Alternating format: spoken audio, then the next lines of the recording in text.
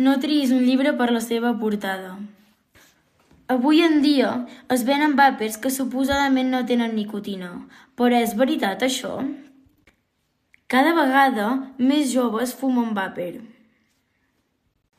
Això comença a afectar la salut, provocant problemes respiratoris a l'hora de fer activitat física. Els joves es preocupen i comencen a anar al metge i se n'adonen que aquell vàper deia que no era dolent i en realitat els hi ha fet malbé els pulmons. No triïs un llibre per la seva portada. No fumis.